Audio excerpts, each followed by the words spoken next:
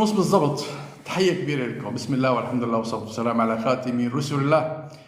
أسعد الله أوقاتكم أينما كنتم. تحية كبيرة لكل المتابعين الكرام. حلقة راح تكون بانوراما شاملة لزيارة الرئيس، ردود الأفعال الموجودين بتويتر، بالفيسبوك، أيضا باليوتيوب، وأيضا ردود الأفعال الهجريين والغزاليين والقسديين. طبعا هلا كلهم في ردود فعل كبيره جدا رح نحكيها، وفي شغلات بشعه صارت هلا، في حرائق بالساحل، في ردود فعل باليوتيوب قويه جدا على الرئيس السوري وزيارته لنيويورك وواشنطن. بس بالاول خليني اباشر انه حظوظ الرئيس الشرع قويه جدا خلال فتره 8 شهور او 10 شهور الماضيه.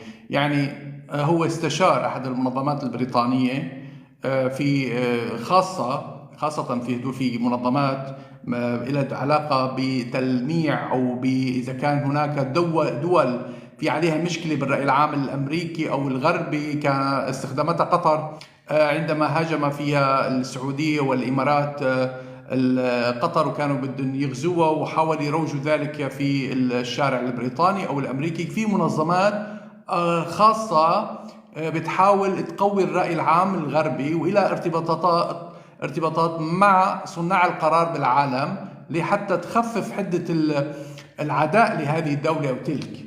الرئيس الشرع استخدم نفس الأسلوب حتى عندما كان في إدلب قبل 3 سنوات من أنه يصبح أو يعمل خطوته في تحرير دمشق.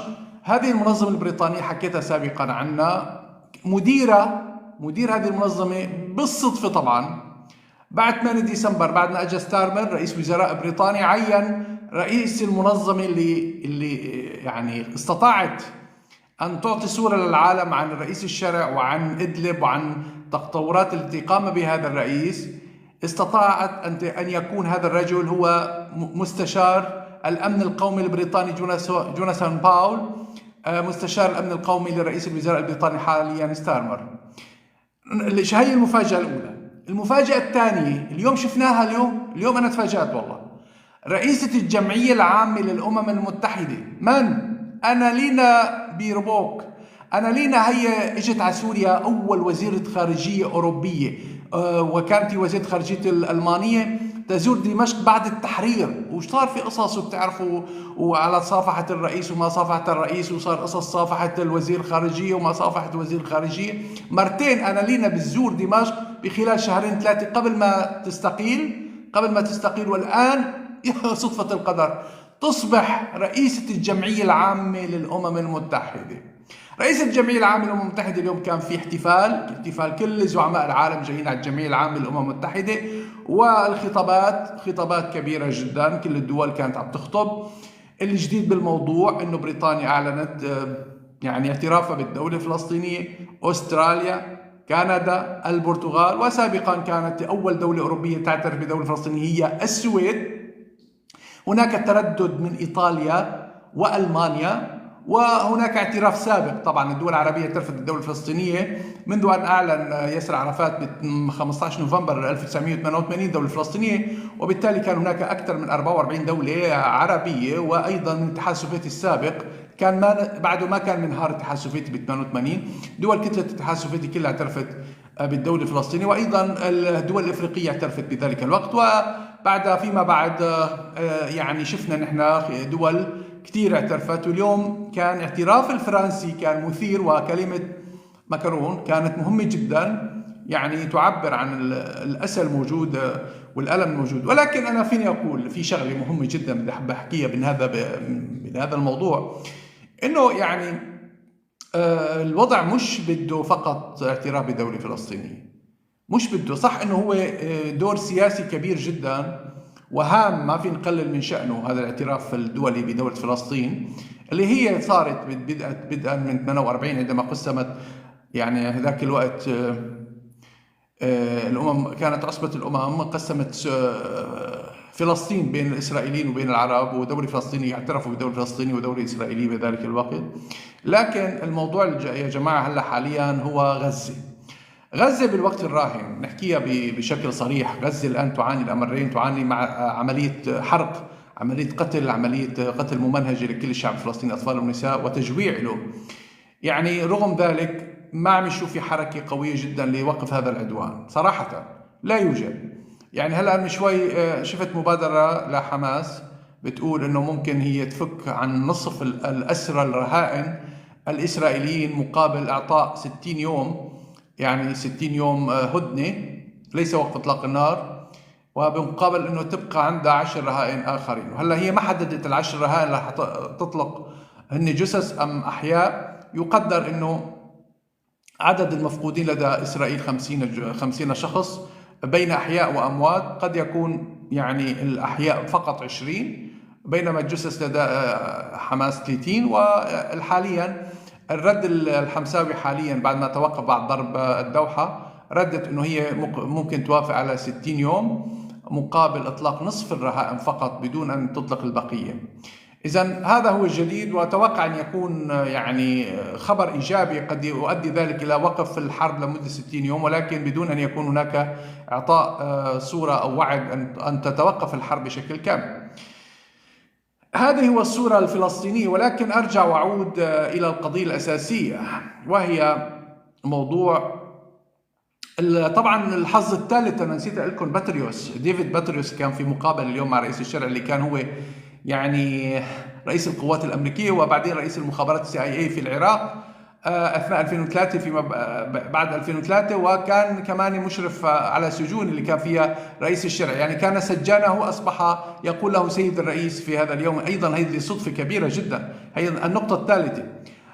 بعض الشباب يعني قالوا او كتبوا لي أن البعض يتهم أن هذه مؤامرة، أن الرئيس الشرع هو خريج باتريوس وخرج من معاهد وسجون العراقية. شوف المسخرة، يعني بذكرني نفس الاتهام اللي اتهموا فيه بشار الأسد عندما أطلق بعض قادة الفصائل وقالوا أن هؤلاء الذين أطلق سراحهم أطلقهم بشار الأسد من سجونه ليقودوا الفصائل المعارضة. طبعا هذا الكلام غير صحيح، يعني اتهامات هن كانوا متهمين إما بالإخوان أو اتهام أنه منتسبين لتنظيمات جهادية أو سلفية. يعني أطلق سراحهم ذلك الوقت بشار الأسد حتى يخفف من حدة ورقمة الثورة السورية ب 2012. أنتم بتعرفوا صارت الثورة كبيرة وأراد أن يوقف تلك الزخم، وأطلق سراح الكثير من المعتقلين الذين كانوا موجودين عنده عشرات السنين المتهمين بالإخوان من الثمانينات، والبعض منهم كانوا رايحين على العراق وعادوا وتم اعتقالهم. وبالتالي يعني هذه الاتهامات تشبه اتهامات هلا بنشوفها انه والله كان الرئيس الشرع مع البغدادي عم يدرسوا سوا بالسجن وعم يتدربوا على ايدي المخابرات الامريكيه اللي تخرجهم الان، وما شافوا القتل والقصف على ادلب الهمجي، ما شافوا القتل بالالاف من الشعب السوري، وقتل الكثير من القاده من ادلب. القاده ورفاق الرئيس الشرع نفسه قتلوا في ادلب وفي مناطق كثيره في سوريا، واللي كان يستاذوا قتل ايضا في ادلب، والرجل الثاني ايضا قتل، الخليفه الثاني قتل في ادلب. يعني ما شافوا هالعمليات. يعني شوفوا السذاجه بالتحليل احيانا تسبب الغثيان لدي صراحه. يعني صراحه تحاليل خرندعيه او خرنقعيه، شيء مسخرة يعني صراحة. شو هالسفاهة بهالتفكير، شو هالسفاهة. بس أنا هيك ردي على بعض الناس اللي عم يتهموا اتهامات ما لا طعمة. بس أنا بقول لكم هي من صدفة القدر إنه يكون هؤلاء. يعني هلا كمان يعني رئيسة الجمعية العامة للأمم المتحدة متآمرة مع رئيس الشرع تصير رئيسة الجمعية العامة للأمم المتحدة أنيلا بيربوك. معناتها إذا هو رئيس الشرع عم يتآمر مع هدول، طيب ما يرفعوا العقوبات بشكل نهائي. وهن بنفس الوقت بيقولوا هذا الحكي ما رح يرفعوا العقوبات، وهيدا موضوع طنبرة وما طنبرة وأكل هوا والعقوبات مستمرة. طيب إذا كان هيك الوضع يا أخي، علاقته مثل ما عم تحكي جيدة جدا، وهن جايبينه المخابرات الأمريكية وهن جايبينه المخابرات الإسرائيلية، زلمة طيب ما ترفع العقوبات عنا وتخلصونا. بس كلامهم مناقض. اللي بده يعني يدعم الآخر بيرفع بدون شروط، من أول ما وصل لازم ترفع العقوبات. لكن بتشرطوا عليه وبتعقدوه لهلا لا، حتى الان ما في رفع عقوبات والعالم عايشه بهاجس الامل. ونتمنى طبعا تتحسن الامور، وهي امور في ايجابيه طبعا راح تكون في تحسن. لكن الكلام متناقض. انا بس عم برد على بعض المزعبرين، هدول المزعبرين بس عم برد عليهم. طبعا انا حلقتي هلا راح تكون على اذا اسالكم في سؤال، اي سؤال انا مجهز حتى لو كانوا مستورد من المزعبرين، مشي راح مون عم بيوزع كروت على الحسابات دكتور انه خلاص شو عم بيوزع حسابات؟ تفضل قل لي شو مثل شو. ليش ما شفنا رئيس الشرع عم يلتقي مع مين؟ من خليني اتابع معكم ردود الفعل، وبعدين اذا في سؤال اكتب لي عيد سؤالك. يا حبيب قلبي عيد سؤالك، انا ما بشوف اسئله عم تمرق بسرعه. عيد سؤالك، اطبعه ونسخه عده مرات حتى اشوفه، يعني ممكن يمرق 10 مرات تنسخه لحتى اشوفه مره واحده. طيب هلا نرجع على موضوع السوري. موضوع قسد وغيره. مش هلا انا راح اركز على موضوع هون، بعدين انت انسخ سؤالك وعيده عدة مرات، لا تكتبوا كتابة، انسخوا ورجع على الساخ حتى يبين معي. طيب تباين ردود الافعال الموجودة حاليا في سوريا. حكيت هلا على موضوع الجمعية العامة شو صار بكلمات. انا استغربت شغلتين كمان في الجمعية العامة هلا من شوي. ما شفت ولي العهد السعودي، ما شفته. شفت وزير الخارجية السعودي، ما شفت رئيس المصري. يعني وزير يعني عفوا منكم، ولي العهد السعودي مهم جدا لانه هو يعني وضع مبادرة إقامة دولة واعتراف الدولة الفلسطينية مع فرنسا لما كان موجود. ما شفنا، مفروض يكون موجود. ما هيك في مشكلة معناتها. شو سبب مشكلة؟ في توتر، يبدو في توتر نوعا ما فينا نقول نسبيا مع ترامب انه لم يطبق وعده، خاصة بإيقاف الحرب بغزة.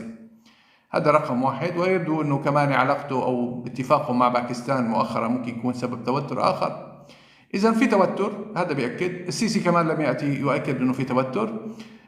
واضح انه اردوغان اخذ مجده، كمان كان في خطابه قوي جدا.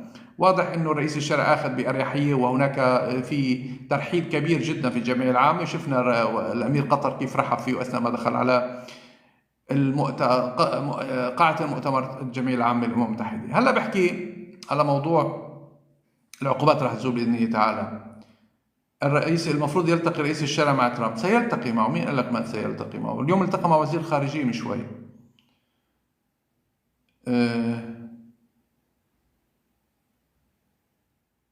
ما اكتب صح يا معلم، اكتب صح. ما بتعرف تكتب انت هون، اكتب صح حتى افهم عليك. مشي؟ وعيد سؤالك مرة ثانية. راح ارجع اكتب واقول لك شو كمان. حاولوا تشيروا البث وتكتر التعليقات وتعيد التعليقات وتنسخها. شير البث بقوة حتى يصل لاكبر عدد ممكن من المتابعين. شباب تحية لكم مرة من جديد. نرجع بنكفي هون تباين ردود الفعل سوريا حول ما قام به زيارة رئيس الشرع الولايات المتحدة الأمريكية. طبعا هلا هذه الزيارة أثارت حفيظة الكثير من السوريين بين مؤيد وبين معارض. مؤيدين يرون فيها خطوة مهمة لتعزيز موقع سوريا الدولي والفك عزلتها، وبين معارضين حاولوا التقليل من شأن هذه الزيارة أو التشويش على أهدافها. من هم المعترضون على هذه الزيارة؟ القسديون طبعا، جماعة قسد. شو عملوا القسديين خلال 3 أيام الماضية؟ أول مرة من 3 أيام عملوا هجوم وقتلوا 2 مدنيين وجرحوا أكثر من 5 على أطراف ريف حلب الجنوبي. البارحة في تل اسمه تل التينة قاموا بقتل أكثر من 5 أشخاص وجرح أكثر من 8. اليوم كمان في قصف واستهداف للمدنيين في هذه القرى. وقسد تدعي، هي لا تسيطر على هذه القرى، تدعي انه والله قوات الامن السوري هي اللي عم تقتلهم. طبعا هي مش تحت سيطرة قسد، لذلك هي عم تقصفهم. يعني كيف هي قرى تحت السيطرة الدولة السورية وبتقصف جماعتها؟ كلام مو منطقي طبعا. وهذا هو دليل ليش هي بدها قسد عم تعمل هالحركات حتى تفشل الزيارة وتقولوا شوفوا شو عم يصير في سوريا. الرئيس الشرع غير قادر ان يحكم السيطرة على سوريا، الوضع غير آمن للاستثمارات أو رفع العقوبات. عم يحاولوا يشوشوا بكل طريقة. هاي أول نقطة لكم على النقاط شو عم بيصير حاليا حرفيا. هلا عم نشوف نحن قلنا القسديون قصف مواقع للجيش العربي السوري، خلط الأوراق وإعطاء انطباع بأن الحكومة عاجزة عن فرض الأمن والاستقرار. الهجريون وحكمة الهجري ركزوا اليوم خلال كلامهم خطاباتهم وخلال الاشخاص الموجودين بالسوشيال ميديا على التذكير بماضي الرئيس الشرع الجهادي والسلفي وربطه بالواقع الراهن سعيا لإثارة الرأي العام الأمريكي. عملوا مظاهرات كانت محدودة، 25 واحد شفتهم بألمانيا وفي شيء 15 واحد بأمريكا. لذلك يعني ما حاولوا يصوروها بشكل قوي لأنه بتخجل اللي صورون هن المؤيدين لرئيس الشرع لحتى يشوفوا حجم التأييد تبعهم معدوم بأمريكا وبأوروبا، بينما حجم التأييد لرئيس الشرع هائل وكبير وواسع. إذا الهجريون فشلوا بالمحاولة بأنه تحشيد الناس الموجودين في أمريكا ضد رئيس الشرع. فينا نقول هون فلول الأسد. الآن فلول الأسد، شوفوا القسديين حاولوا يهاجموا على قرى ريف حلب الجنوبي ويقتلوا المدنيين. الفلول أثاروا عن طريق السوشيال ميديا أن هناك هجوم من الفلول خلال 48 ساعة والدنيا ستقوم ولا تقعد. طبعا ما كان فيها الحكي كله، وعرض الواقع الأمن العام مسيطر على كل المواقع، ولكن الذي حدث كالتالي: أن هذه الفلول أشعلت الحرائق في جبال طرطوس وجبل السايح ووادي النصارى، وتم حرق نتيجة هذه الحرائق بيوت المدنيين في وادي النصارى، وهي مناطق مسيحية طبعا. إذن هناك حرائق تم إشعالها في هذه المنطقة بهذا الوقت، والجبال تشتعل مرة ثانية، هذه المرة الرابعة والخامسة خلال هذا فصل الصيف.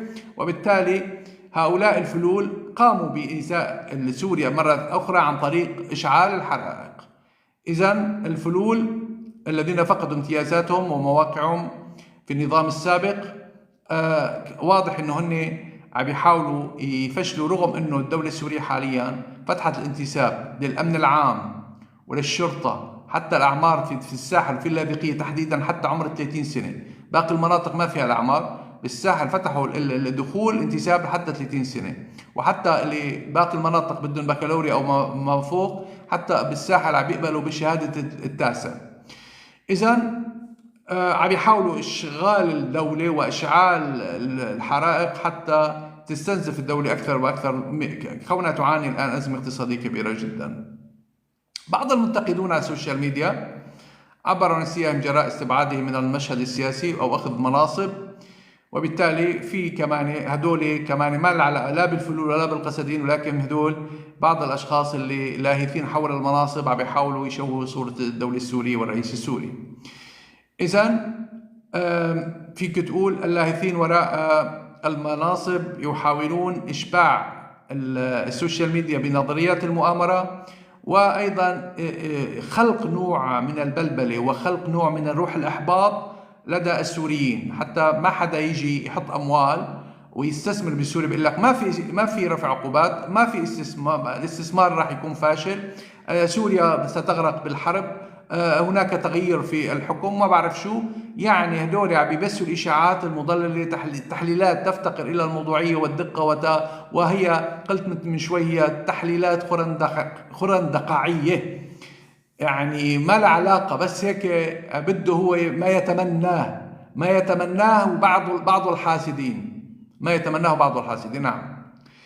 طيب هلا حكينا هون انه مين اللي عم يثير هلا حاليا ومين المتضايق. في طبعا بالمقابل هناك مؤيدون واكثر ايجابيه، شريحه واسعه كبيره، الاغلبيه السوريه رحبت بزياره الرئيس وهللت له. وشفتوا انتم في خاصه الجاليه العربيه السوريه الموجوده بامريكا كانت كثير نشيطه، وكان هناك حشد وهناك دعوات من قبل وزاره الخارجيه السوريه لبعض الاشخاص، وايضا هناك بعض المنظمات الدولية دعت رؤساء بعض المنظمات وأعضاء فيها.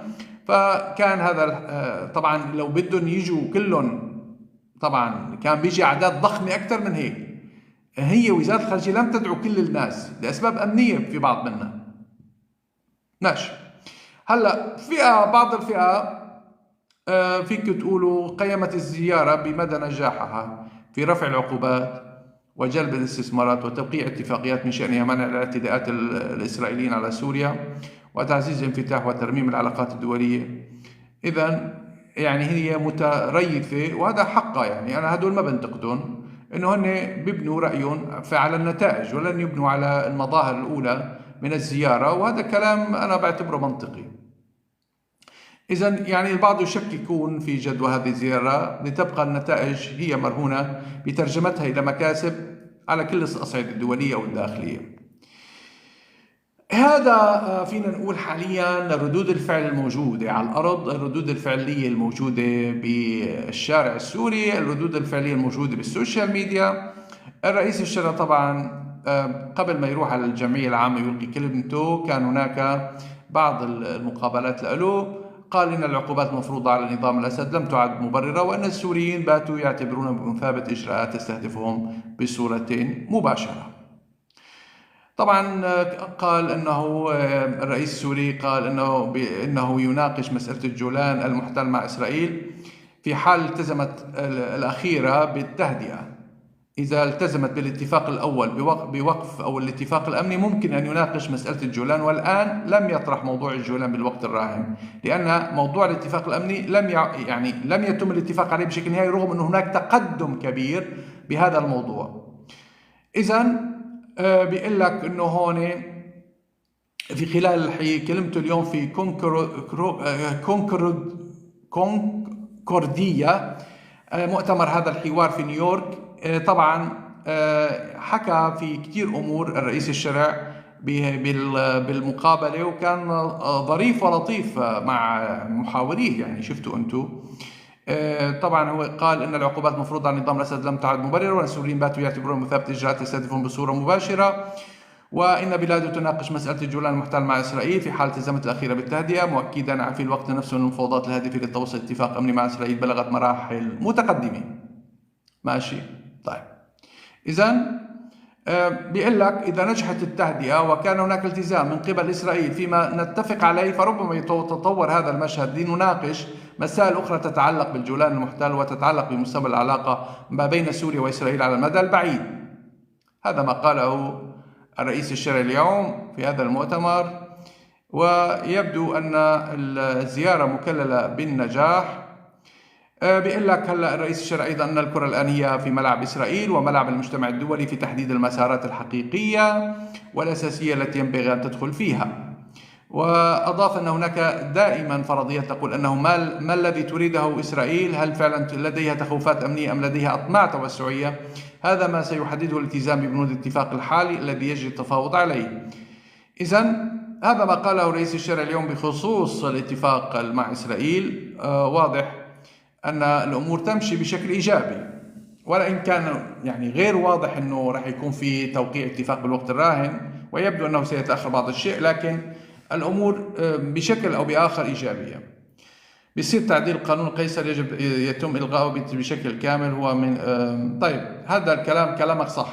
هو لن يكون، أنا بتوقع لن يكون مثل ما بيحكوا البعض أنه يتأجل كل 6 شهور. الآن بتوقع الخطة هو في طلب، طبعا جو ويلسون بده إلغائه بشكل كامل، في لينسي جراهام وهو السيناتور مهم جدا بده يجوز يعطي فرصة للسوري 4 سنين، يعني يلغي، يعني يجمد عقوبات قيصر لمدة 4 سنوات، هكذا يقولون. طيب هلا نحن بنجاوب على أسئلتكم إذا في سؤال.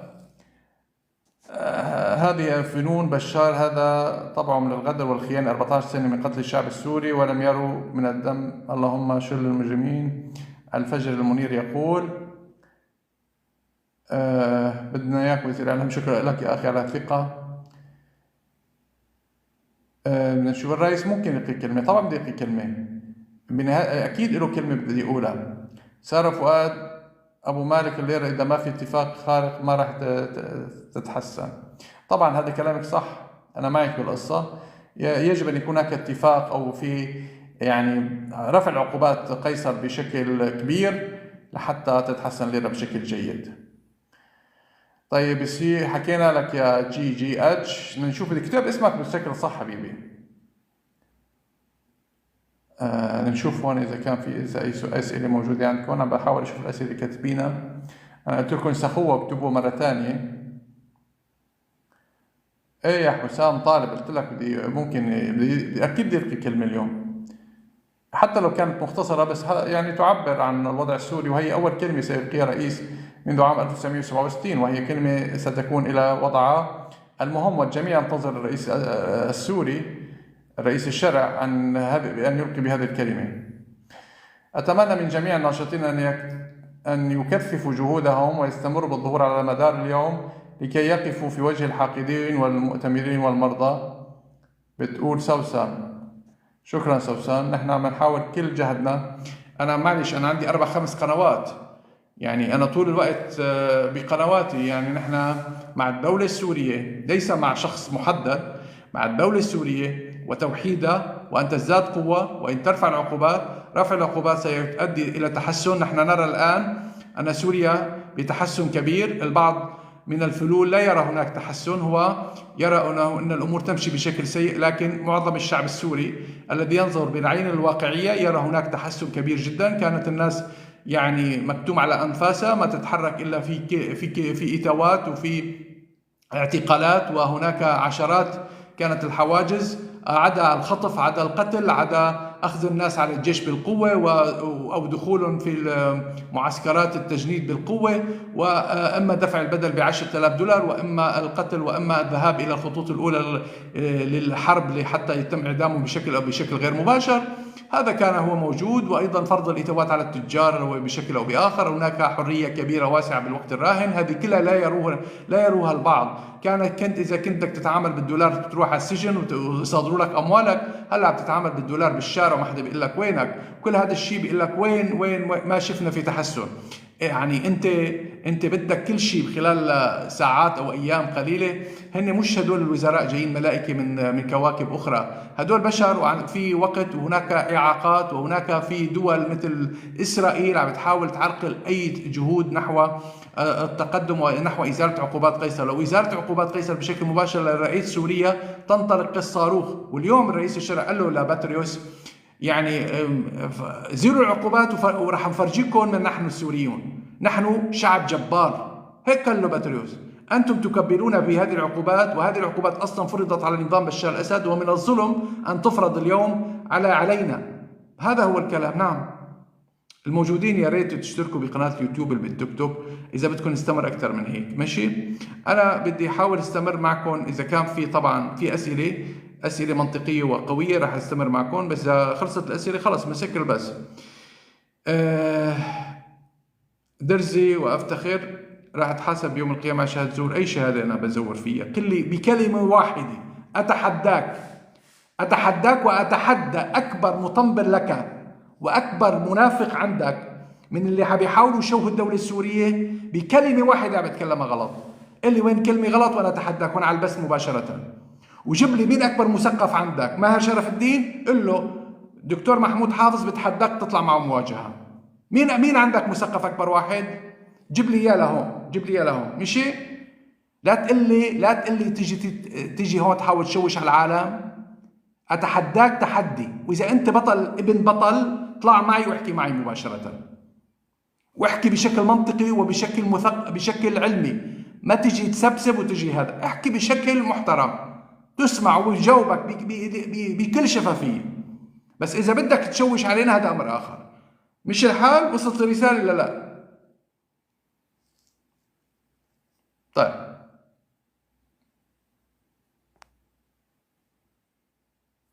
بس أول شيء اعرف الله يا رجل. بدك أول شيء أنت بتصلي بس تعرف الله. ذاك الوقت اعرف يوم القيامة يا رجل. مؤمن بيوم القيامة أنت؟ إن شاء الله. بتمنى تكون والله مهتدي، والله العظيم بتمنى أنت تكون مهتدي، لأنه لو اهتديت لرأيت عين الحقيقة، لرأيت هذا الرجل الصالح ليس برجلك الطالح الموجود في سويدن الآن هو الهجري. هذا الرجل الصالح الذي ترك كل الدنيا ومتاعها وذهب إلى العراق لكي يحررها من العدوان. لا تقارن نفسك بهذا الرجل وبالحسان التي لديك. ماشي؟ طيب، شكرا لكم. شملتوا الحلقة كتير، بس دعموا القناة هون إذا بدكم نستمر. تابعكم على قناة 24 في موضوع آخر رح نحكي فيه خارج موضوع سوريا، موضوع الهجوم على المطارات في أوروبا. دمتم بخير. السلام عليكم ورحمة الله وبركاته. دعم وتشير، وبشكر كل العالم اللي عم بتتابعنا. الحلقات اليوم اللي سويناها صباحا كانت جيدة جدا، وشكرا لكم. بتمنى تشيروا هذا البث لكل السوشيال ميديا. دمتم بخير والسلام عليكم ورحمة الله وبركاته.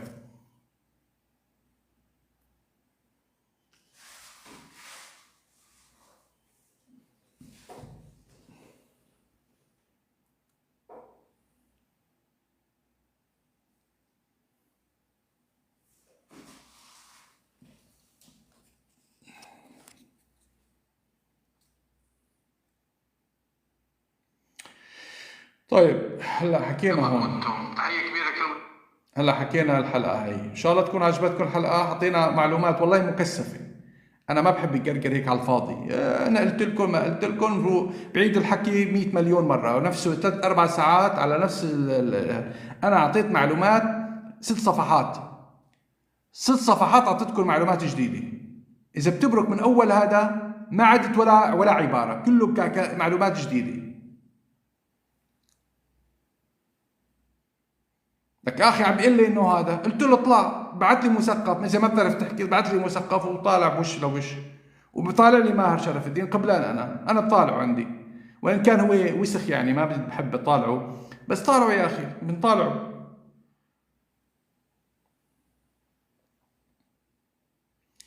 طيب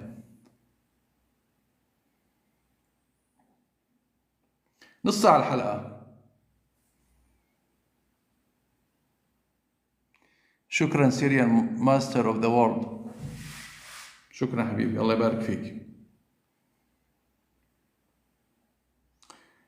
اني بقول لي انه يا دكتور لازم على مدار الساعة،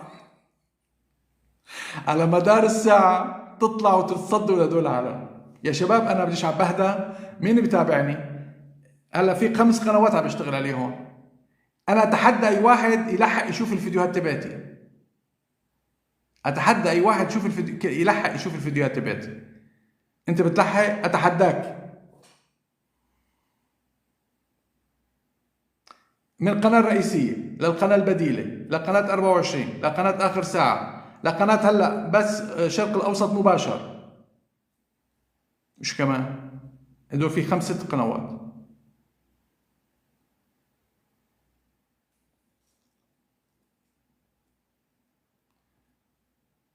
صار تطلع لي بالشاشة.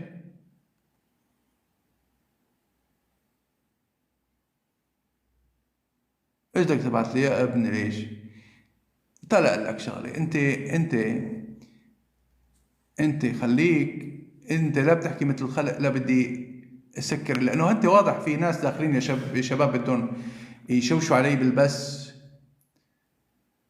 وبدهم يسووا لنا اشكاليه بالبث، بدهم يوقفونا البث. والله في المنام صرت تطلع.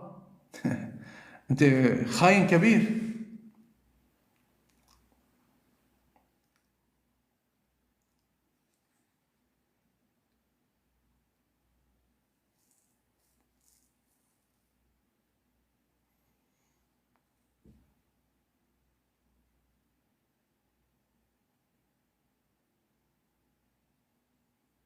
شفت شلون مايك محبين الدكتور عم يعمل لي اعجابات وهون بده يستمر البث؟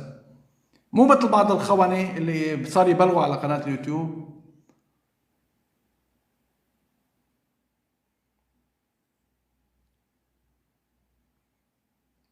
اصلا انت يعني كلمنتين معروف انت شو عندي بالنسبة لي، معروف.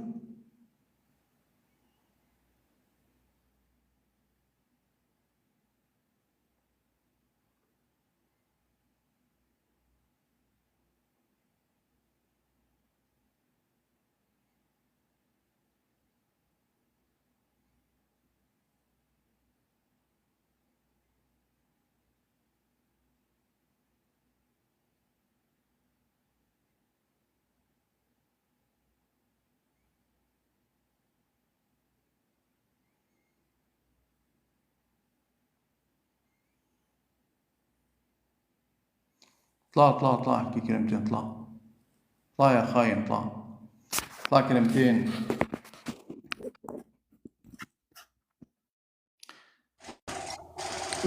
عملك ضبط لي المروحة تبعتك.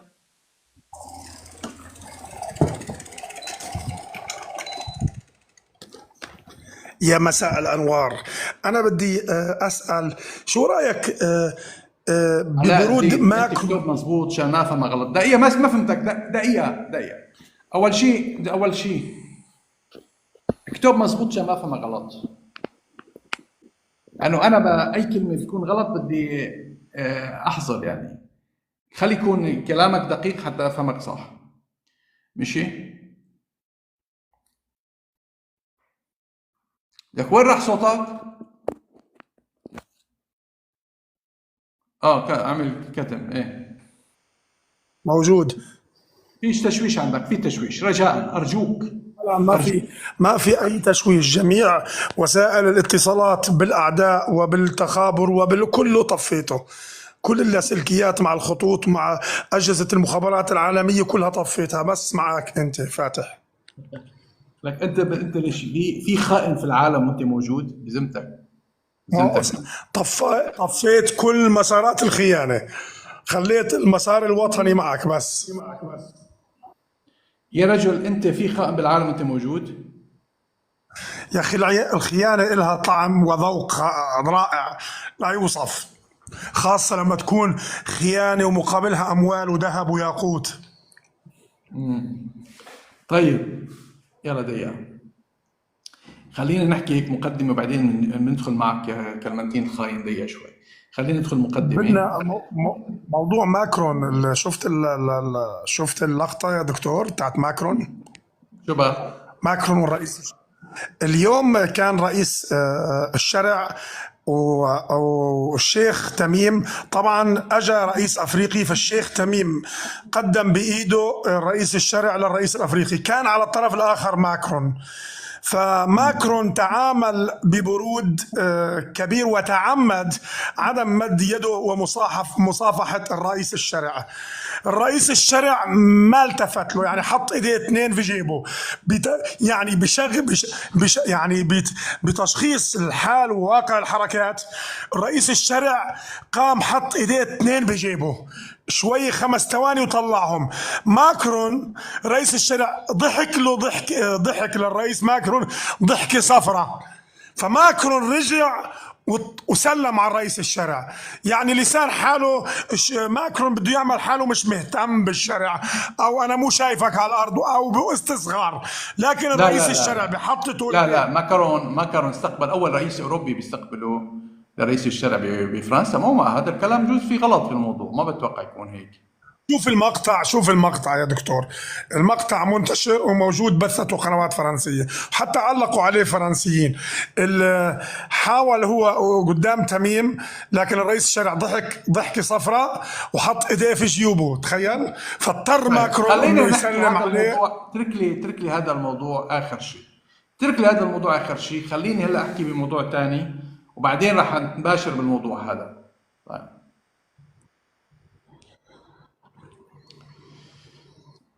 بسم الله والحمد لله والصلاة والسلام على خاتم رسول الله. أسعد الله أوقاتكم أينما كنتم. تحية كبيرة للمتابعين الكرام.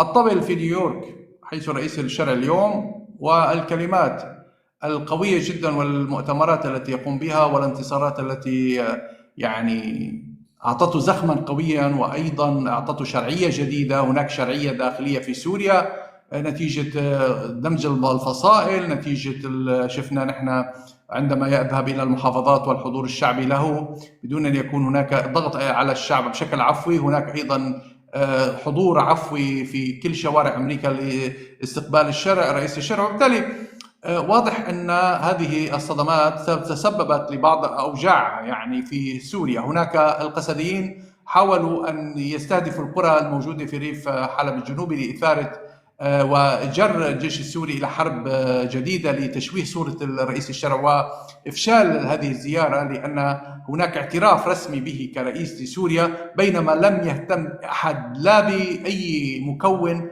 من المكونات التي يعني تحدق بالرئيس الشرع عداوة، مثل الهجري أو جماعة قسد أو جماعة غزال بالساحل السوري. وبالتالي واضح أن هناك تقييد أكثر لهذه المجموعات الموجودة التي تريد الانفصال عن سوريا والتي تحيك المؤامرات ضد سوريا والتي تتعاون مع الصهاينة من أجل إضعاف الدولة السورية وإبقائها مجزأة. إذن هناك الطبل في نيويورك والصراخ في شرق الفرات عند مظلوم عبدي، وأيضا هناك النحيب في السويداء، وهناك حرائق يقوم فيها فلول النظام في الساحل السوري. ولكن قبل أن أتكلم مع كلمتين معي هون في بعض المعلومات كنت أحكيها، كان بدي أسوي عنوان. هناك هجوم على بعض المطارات في أوروبا، قامت هناك هجوم سبراني. طبعا اللي بيقوم بهيك هجوم سبراني على المطارات الأوروبية هو أغلبهم القراصنة الروس من أجل أن يأخذوا أموال من تلك الشركات. طبعا هلا اللي شفناه نحن بشكل دقيق بشركة كولينز الايروسبيس الأوروبية ضربت أنظمتها الموجودة، خاصة هذه العلاقة برحلات، ببرمجة الرحلات، وهي توفر أنظمة إنهاء إجراءات السفر الآلية، وهي تعمل مع عدة مطارات. تضررت هذه المطارات التي تعمل بها هذه الشركة، مطارات بروكسل في بلجيكا، وأيضا مطارات متعددة في برلين، مطار برلين أيضا، وتعطلت سفريات هؤلاء. أيضا لم يجري إصلاح أنظمة إنهاء إجراءات السفر فيه حتى الآن، وتم تأخير الرحلات المغادرة لأكثر من ساعة، ويعتقد أن هناك تضرر كبير وإلغاء أكثر من 60 رحلة في اليوم، وأيضا أيضا أكثر من 550 رحلة مغادرة وقادمة. ومطار دبلن أيضا تأثر بشكل محدود، وتمت إجراءات يدوية لإسعاف المسافرين بدل من أن يكون هناك إجراءات إلكترونية. إذن هذا الموضوع اليوم كان مهم جدا، حول الهجمات السبرانية اللي ضربت مطارات أوروبية كبيرة جدا وأدت إلى خسائر وإلى إضرار للمسافرين. وكالة الاتحاد الأوروبي للأمن السبراني قالت اليوم الاثنين أن الأعطال التي شهدتها مطارات أوروبية وأثرت في أنظمة إنهاء إجراءات السفر الآلية خلال الأيام القليلة الماضية سببها هجوم برمجيات الفدية، مما يسلط الضوء على الأخطار المتزايدة مثل هذه الهجمات على البنية التحتية والقطاعات الحيوية. ولا يزال حتى الآن تواجه المطارات الأوروبية أعطالا اليوم، ما أثر في عشرات الرحلات الجوية وآلاف الركاب منذ الجمعة الماضية. وقالت الوكالة في بيان أن جهات الإنقاذ القانون تشارك في التحقيق، لكنها لم تدلي بتفاصيل عن مصدر الهجوم ببرمجيات الفدية، وهي برمجيات خبيثة تمنع الوصول إلى البيانات حتى يدفع الضحايا المال. إذن هناك مشكلة كبيرة جدا، اللي كان بده مخطط يسافر تكركبت سفرته، وهالآن في شلل، شبه شلل بعدة مطارات، وبالتالي كان مخطط بالسفر. فأنا برأيي أجلوها كم يوم، أجل سفره كم يوم حتى تتضح الصورة، لأنه ما زال هناك كركبة في المطارات الأوروبية نتيجة هذا الهجوم السبراني. إذا هذه المقدمة اللي حكيتها، وحكينا بالموضوع السوري. بنرجع هلا للصديق والخائن كلمنتين على الهواء معي. أيوة دكتور، حلقة الأمس تقمصي لشخصيات أنا بريء منها أثارت هجوم عنيف على شخصي. أنا حاولت أني أتقمص شخصيات المعارضة للرئيس الشرع من ناحية المعارضة الداخلية وشخصيات المؤيدين، فالناس ركزوا على المعارضين وسابوا الشخصيات المؤيدين، وصاروا يبزقوا علي ويلعنوا ابو اللي نفضني، وما خلوا لي شيء.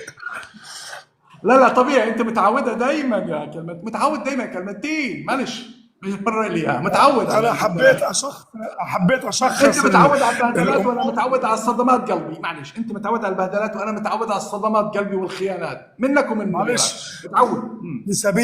في سبيل سوريا الحبيبه ندفع ثمن غالي، لانه سوريا بتعز علينا ووطننا الكبير، واحنا فلسطين سوريا الجنوبيه عبر التاريخ اسمها، فما مشكله يعني، عادي ينبزق علينا في سبيل سوريا، مش مشكله. لا ما بنقصد ولا حدا بيقصد انه بجوز واحد ما بيعرف انه شو القصه يا جماعه. هو بيتقمص احيانا ادوار الاطراف الاخرين. كلمنتين مؤيد للرئيس الشرع ومؤيد للسوريين، وهذا رجل زلمه وطني ويعني مسلم، وبالتالي يعني يوجعه ما يوجعنا ويفرحه ما يفرحنا، وهذا هي حقيقه. لكن احيانا يتقمص اسئله بعض الناس الاخرين، بيكون هذا مثل بعض الاشخاص بيكون غلطان ورايح له على شيء قناه من الهشك بالشك، القنوات الثانيه اللي عم تضرب في الدوله، بيقولوا بسمع، بيصير بلعب الشك براسه، فبيجي بيعطيني السؤال مشان يتوضح الصوره. وهذا يعني هو عم بيحاول يكون يتقمص كثير من السوريين اللي عم يضيعوا بين القنوات وما عم بيهتدوا انه يبقوا ضمن القناه محدده اللي فيها وعي اكثر، بيعطيهم نصائح اكثر. هي النقطه اللي بده كلمنتين يوصلكم اياها بالدرجه الاولى. تابع يا كلمنتين يا حبيبي، تفضل. سؤال يا دكتور، بدي أسألك سؤال. الرئيس الشرع بالأمس بث لقاء عن لقائه بالجالية السورية. يعني شاهدنا الزخم وشاهدنا ترحيب وشاهدنا هتافات من كبار السن، وكأن الأمور يعني وصلت لهؤلاء أن جاءهم المخلص. يعني هذا شعور الجالية السورية في الولايات المتحدة الأمريكية، فهذا المخلص الذي بإذن الله سيرتقي بسوريا إلى الأمام. السؤال: ماذا ترى حول الحفاوة التي استقبل بها الرئيس الشرع من الجالية السورية؟ ما تعبيرك عن ذلك؟ يا أخي، شخص أحبه الله فأكرمه بمنزلة أن يكون رئيسا، فأحبه الناس لمحبة الله به. ألا ترى أن وجود الرئيس الشرع شبيه بوجود أو بخروج تشي جيفارا في عصر من العصور، حيث أنه جاء من الخنادق والبنادق ليصبح فاتحا ليصبح رئيسا؟ ألا ترى أنه تتويج لعمل نضالي وجهادي وكفاح ضد الظلم؟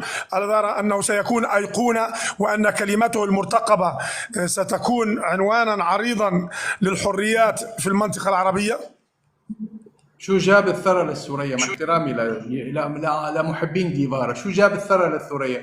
بين رجل شيوعي ماركسي لا يؤمن بالله بين رجل موحد يحب الله. شو جاب هذا لهذا؟ انت بدك تفرق بين رجل فيك تقول فيك تشعر من الصحابه، لا تقارن لي بجيفارا، تقول من الصحابه اتى عبر القرون الى السوريين ليخلصهم من اكبر طاغيه في العالم، ليحسن وضعهم ويأتي لهم بالخير وبالازدهار وبالمستقبل الذي يحلمون به. هذا فيك تختصره. نعم. السؤال: بثت القنوات الفرنسية موقف حدث عن لقاء رباعي كان الشيخ تميم يقدم الرئيس الشرع لرئيس أفريقي، وأشار إلى الرئيس الشرع بيده فسلم الرئيس الأفريقي على الرئيس الشرع. كان في الجانب الآخر ماكرون، فالتفت ماكرون إلى الشيخ تميم وحاول الرئيس الفرنسي متعمدا تجاهل الترحيب أو السلام على الرئيس الشرع، فما كان من رئيس الشرع إلا وضع يديه بجيبيه الاثنين لمدة 5 ثواني ثم ضحك ضحكة صفراء، الأمر الذي اضطر ماكرون أن يمد يده إلى المصافحة. ما رأيك عن هذه اللقطة؟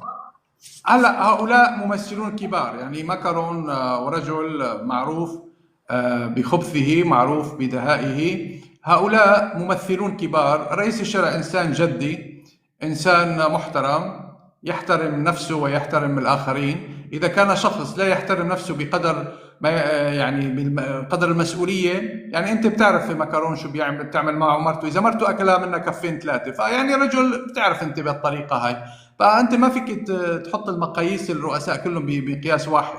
رقم 1. رقم 2، رئيس الشرع من شوي تقابل مع رئيس وزراء النرويج.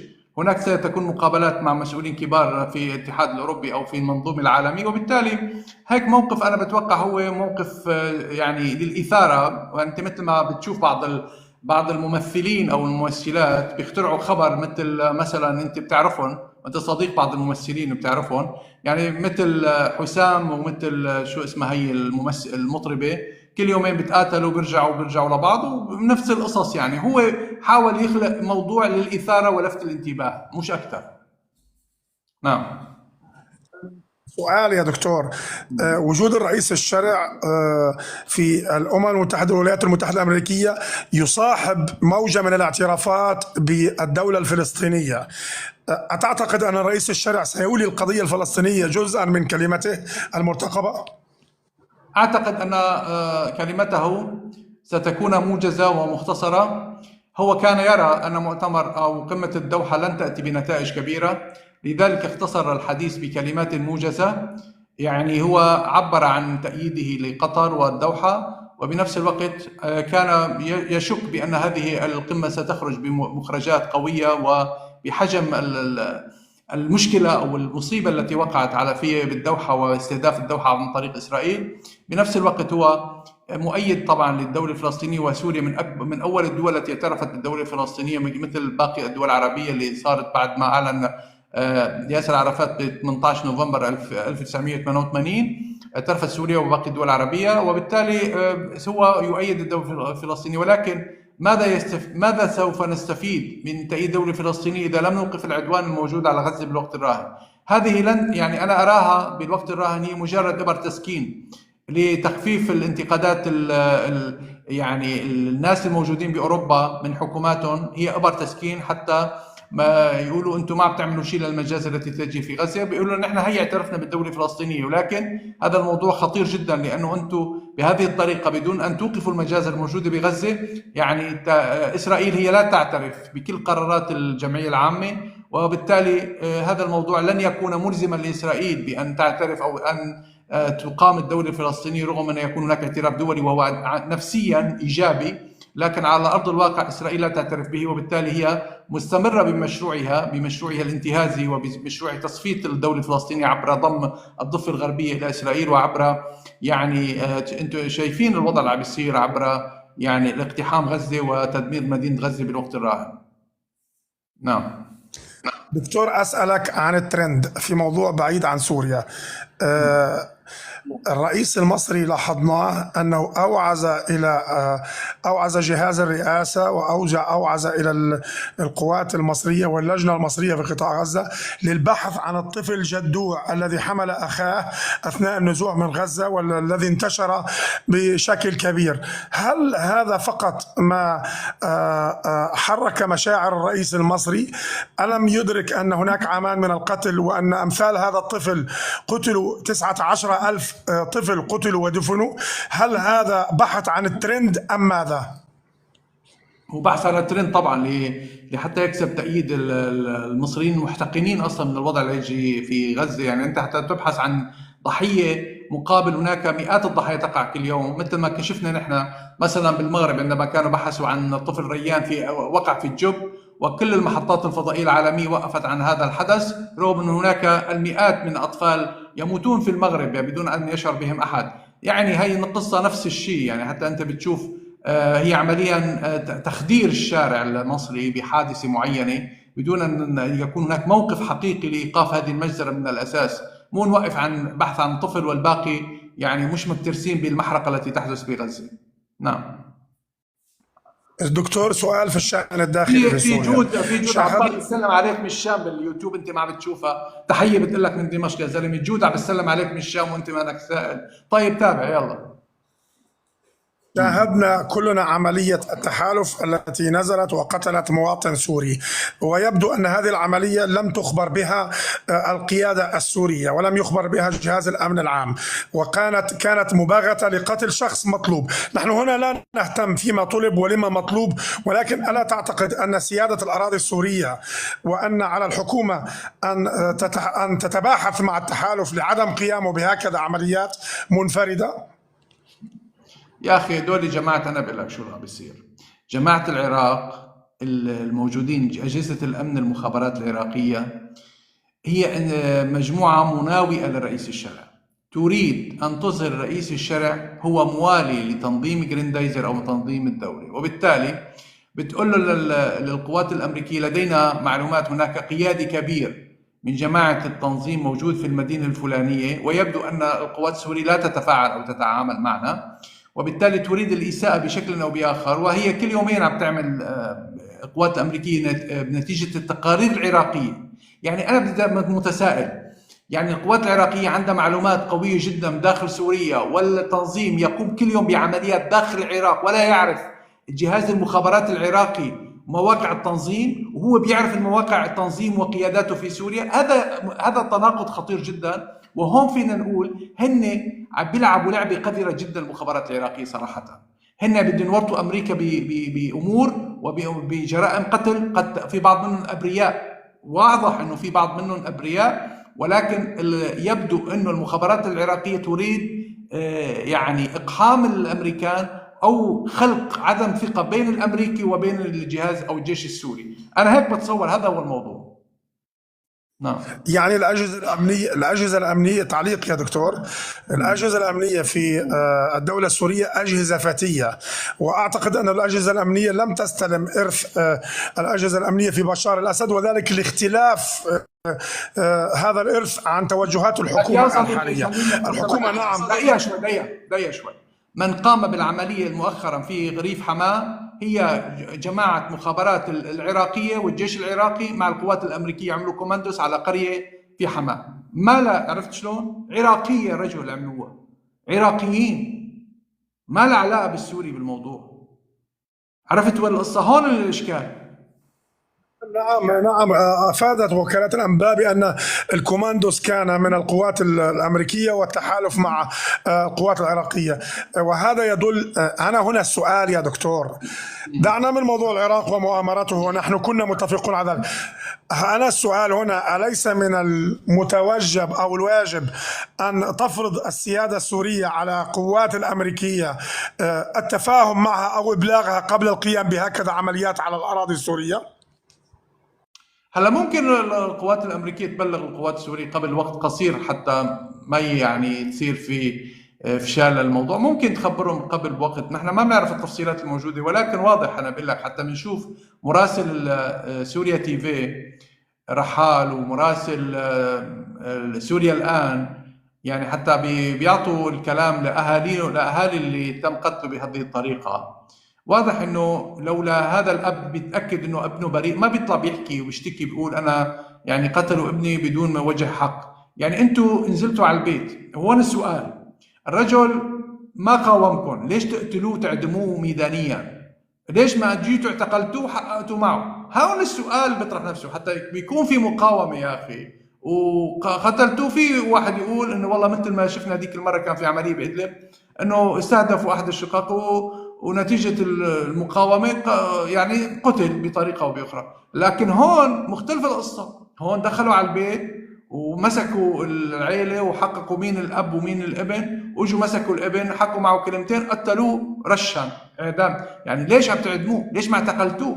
عرفت؟ هون الفكرة اللي بيأكد إنه هي المخابرات العراقية نتيجة إنه هي اكتشافها إنه هي ارتكبت غلط استخباراتيا وما بدها تقول للأمريكان إنه ارتكبوا غلط، فقاموا بإعدامه مباشرة. هذا يا دكتور يفتح ملف خطير ربما يؤثر على الأوضاع في سوريا، وهو ملف المعتقلين من تنظيم الدولة.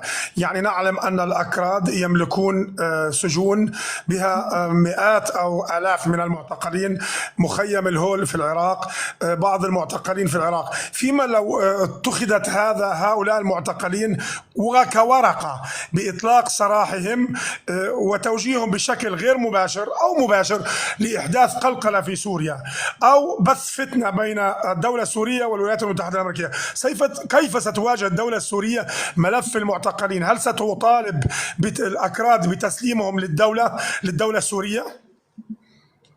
والله يعتقد أنه هذا الملف المعتقلين هو الآن حاليا التفاوض مع الأمريكان.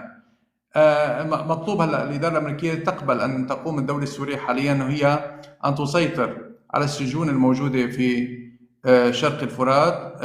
تحتج قسد أنه والله هي موجودة في شرق الفرات للقضاء على تنظيم داعش أو تنظيم الدولة، بينما تقول أن لدي كمان أكثر من 40,000 بعد ما أعطت العراق أكثر من 20,000 من المعتقلين، بقي عندها 40,000 وهي تحتج بأنه هي تحرس هؤلاء. الدولة السورية تقول أنا أقوم بالحراسة وأنا أقوم بعملية محاكمتهم، لأنه سابقا كانت قسد تتجنب محاكمتهم كون أنه ما عندها محاكم أو لا يوجد اعتراف دولي بقسد. الآن الدولة السورية أصبح لها اعتراف، وبالتالي ممكن أن تجري محاكمات لهؤلاء، فمن كان بريئا يطلق سراحه ومن كان مدانا بتم اعتقاله، وهو قد خضع لاعتقال أكثر من 10 سنوات ستحسب من فترة الاعتقال وممكن يطلق معظمهم من السجون. يعني نعم، إذا طبعا هذا يذكرني يا دكتور، يعني يطلق معظمهم من السجون. هذا يذكرنا يعني مسجون 10 سنين ومحكوم، إذا حكمه 10 سنين سيطلق سراحه، إذا حكمه 15 سنة سيبقى بالسجن 5 سنوات، إذا كان مرتكب جرائم ممكن يعدموه. يعني أنا بقصد إنه يعني موجود 40,000 بدون محاكمة إلى الآن، هي جريمة. 40,000 بالسجون وما زال هناك 20,000 أو 30,000 بسجون العراق.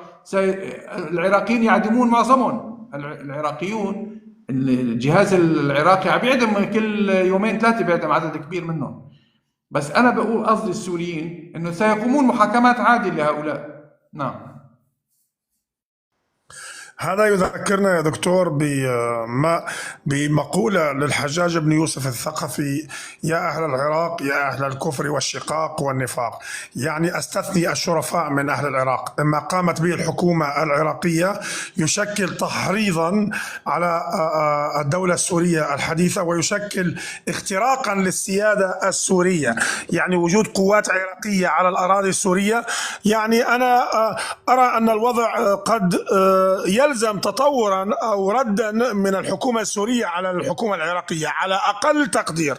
دعنا من الأمريكان، لهم اليد الطولة ويبرطعون في العالم، ولكن ليس من حق العراقيين. شوف يا كلمتين، هذا الموضوع ما بدنا ندخل فيه بالتفاصيل. الدولة هي تعلم ماذا يجري، وهي تفهم الخبث الذي يحاك إلينا والمؤامرات التي تحاك إلينا، ولا تريد فتح أبواب جهنم عليها من الشرق. بكافي هلا أبواب جهنم مفتوحة عليها من الجنوب، يعني ما بدها تفتح جبهة مع العراق بالوقت الراهن، وبالتالي هي تسكت ريثما تنحل الملفات الأخرى.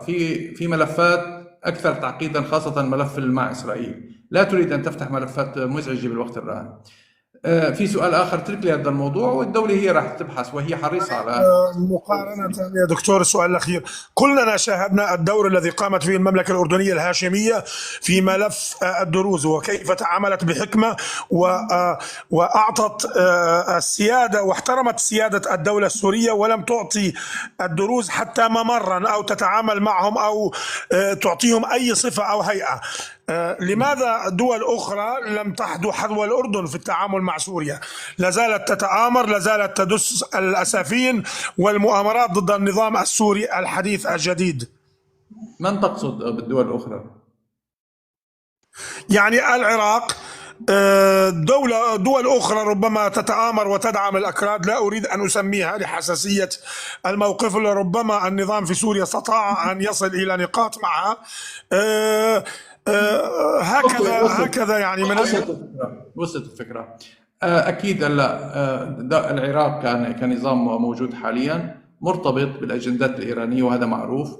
الحكم موجود في رئيس الوزراء مرتبط بالتيار اللي يسمى بالإطار، يعني إطار تبع المالكي واللي بيشكل من حزب الدعوة. وأيضا في عبد الحكيم، شو اسمه كان، الحكيم، عمار الحكيم ونور المالكي. هذول موالين لإيران، وحتى الصدر يعني رغم أنه هو استنكف وما بقي يشارك بالحكومة، ولكن كمان مؤيد لإيران بشكل أو بآخر. وبالتالي الحكومة العراقية يعني هي فيك تقول لا تخرج عن توجه المؤيد لإيران بشكل أو بآخر. هذا رقم واحد. لذلك هي سياسة بتلاقيها مش قوية كتير مع سوريا، ولكن سوريا ما تريده من العراق هي تحييده فقط. هي تعلم أنه يمكن العداء للنظام الحكم في دمشق، وهي متأكدة من ذلك، لكن لا تريد الآن فتح جبهة مع الحكومة العراقية بالوقت الراهن. هذا ما تريده. الباقي الدول الأخرى مثل ما حكيت أنت، مثل حتى لبنان مش مؤيد كتير للدولة السورية، أوكي، لكن أيضا لا تريد الدولة السورية فتح جبهات مع لبنان أو العراق بالوقت الراهن. نعم. سؤال أخير يا دكتور: هل لديك معلومات متى سيلقي الرئيس الشرع كلمته على منصة الجمعية العامة للأمم المتحدة؟ والله يا سيدي، اليوم نحن 22 بالشهر، خلال هو الكلمات ستفتح المجال للدول كلها. يعني أنت في عندك ما شاء الله شيء 190 دولة، يعني إما دورهم بتوقع خلال هو عنده مجال حتى 25 بالشهر بده يرجع لسوريا، وبالتالي خلال اليومين المقبلين يعني أكيد إما بكرة أو بعد بكرة. نحن في ترقب كبير. أعتقد أنا اعتقادي أنا لن تكون كلمة مختصرة. ماذا تعتقد حول الكلمة؟ الرئيس الشرعي لا يريد أن يتكلم بكلام لا يستطيع تطبيقه. هو رجل يفهم أن يتكلم بكلام يكون قولا وفعل، وبالتالي هو حريص أن تكون كلماته معدودة ومحدودة، لأنه يحترم نفسه ويحترم شعبه. بالتأكيد يا دكتور، سيكون لقاء مع مسؤولين أمريكيين.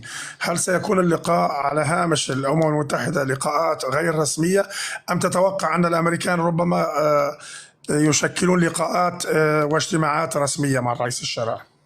شوف، هلا هو يعلم تماما أن أمريكا يعني هي صانعة القرار العالمي، وهي يعني سوريا متقيدة بالعقوبات المفروض عليها من أمريكا. ما يهم سوريا بالوقت الراهن هو رفع العقوبات الأمريكية عن سوريا. باقي الدول هي علاقات ثنائية، يعني ستكون تباعا، يعني مش ضرورية بالوقت الراهن، لأن هذه العلاقات ستكون جيدة إذا رفعت العقوبات عن سوريا. باقي الدول هي تنظر وتترقب، لن تقوم باستثمارات إذا لم تشاهد العقوبات ترفع عن سوريا، وبالتالي أي علاقة مع سوريا هي تحت المجهر ريثما تتم رفع العقوبات عن سوريا. وبالتالي رئيس الشرع الأهميات التي يقوم بها أو اللقاءات يقوم فيها مع أعضاء الكونغرس ومجلس الشيوخ هو من أجل إقناعهم برفع العقوبات. هو هنا التركيز.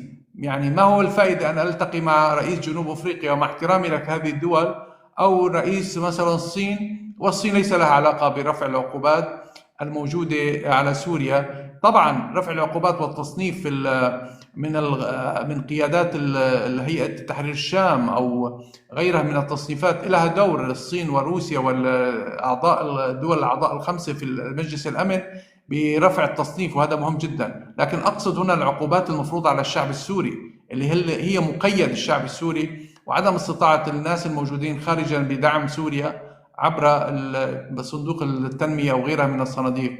ما تريد سوريا تنظر بشكل فعلي من هو المؤثر وأكثر تأثيرا بإزالة العقوبات عن سوريا.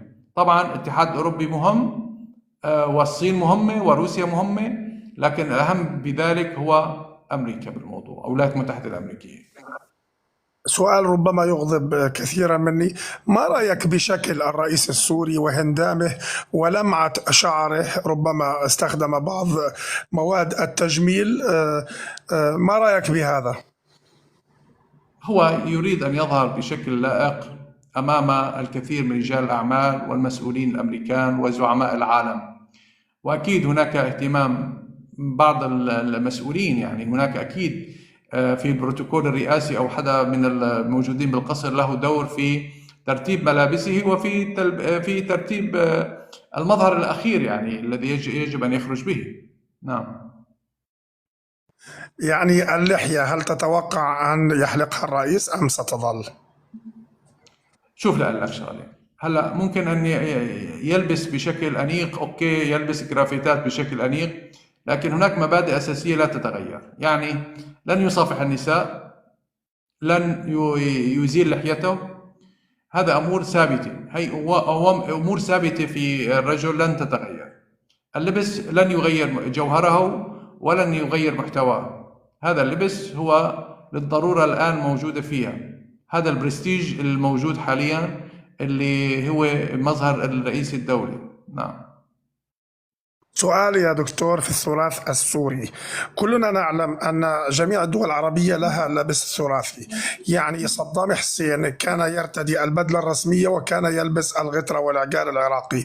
كذلك في الخليج أحيانا نرى الرئيس الشيخ تميم عادة ما يلبسون. في سوريا ألا يوجد لبس عربي؟ يوجد أعتقد في عدة محافظات لبس عربي، أو على الأقل الحطة البيضاء والعقال. هل ممكن أن نجد الرئيس في يوم من الأيام كما في الأردن يلبسون الحطة والعقال على البدلة الرسمية؟ هل يمكن أن نرى الرئيس السوري يمثل الهوية العربية بهكذا لباس يوما من الأيام؟ يعني أنت بدك يلبس العقال والبريم هذا، وأنت شايف أمير قطر رايح بالطقم الرسمي رجل على أمريكا والجمعية العامة؟ يعني أمير قطر هو الدول الخليج عادة هن بيطلعوا باللباس الرسمي أكثر من باقي الدول. يعني فأنت انظر إلى الآخرين الموجودين في الجمعية العامة ولا تدقق، لأن هناك تدقيق على سوريا. بالوقت الراهن سوريا لا تريد أحد أن يتكلم عليها، سواء إذا كان لابس لبس شعبي أو غيره، لأنه هون النظرة ستكون غير النظرة التي ستنظر إلى قطر أو باقي الدول اللي عم تلبس لباس شعبي. هنا يجب أن يرى العالم سوريا من اتجاه معين ومن اتجاه خاص. هناك تدقيق جدا على سوريا ويجب أن تنجح بهذا الاختبار. تحياتي لك يا دكتور، وألف مبروك لأول مرة رئيس سوري من عشرات السنين يصعد إلى هذه المنصة ويمثل الدولة السورية، ويمثل كذلك تطلعات العرب في الحرية والكفاح ضد الاستبداد والمستبدين. شكرا لك يا دكتور. هلا بك. هلا. الدول غشيمة، هل هناك عقود وهمية؟